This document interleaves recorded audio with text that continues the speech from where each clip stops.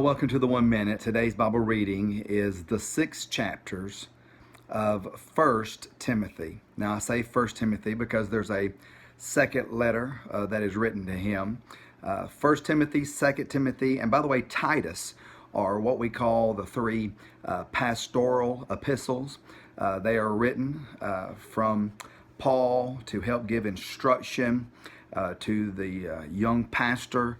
And by the way, not just in this case to Timothy, but to any young pastor or any pastor for that matter who would be engaging, leading other people.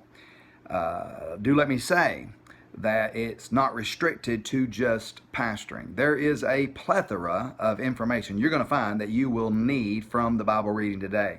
It says a lot about false prophets and how to have conversations regarding things or not have conversations regarding things that will drain you of your time, dealing with things that people would like to pull away your focus and your attention from living out and exercising the work of God. And speaking about the work of the Lord and speaking about giving an instruction to a pastor, do understand that this pastor Timothy was more than just a pastor. This was Paul's, what we call Paul's disciple. Paul will often refer to Timothy as his son, and he certainly means son in the faith. Bottom line, this was a letter written from one who was investing in another, which is all the more reason of why I can say to you that this is a letter that all of us can profit from. Whether you are the one who is investing in someone else or whether you are one who needs investing in or are being invested in by another. You see, Timothy, though he was involved in the work of the Lord, he still had problems. He still had struggles. Though he was used to lead others, he still needed somebody to help answer some questions for him, somebody to help him stay in the way, some people to help him or somebody to help keep him sharp along the way. In fact, sometimes just somebody to hold him up from afar as he was trying to either hold other people up or others were trying to pull him down.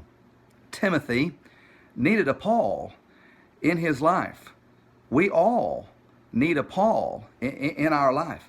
I pastor a work here, and yet I have a staff of other pastors. We hold each other accountable, and certainly I would say I have a Paul in my life. I'm very, very thankful that I have one that keeps me sharp, one that I can bounce ideas off of, one that I can share vision with and talk and gain from the experience in their life. I'm grateful. And listen, you'll never get too far or too grown in your Christian life to not need a Paul in your world.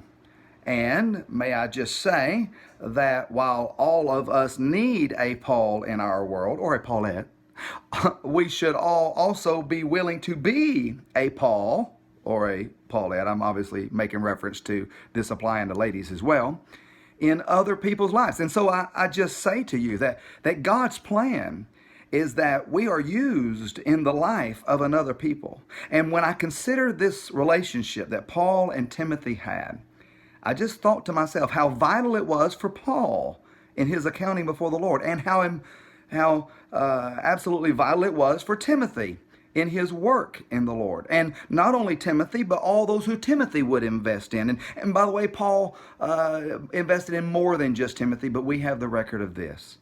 And so I say to you, are you a Paul that a Timothy can count on, will take their life and care enough about theirs to invest in, to pour in, to check in, to hold accountable, to spend time with?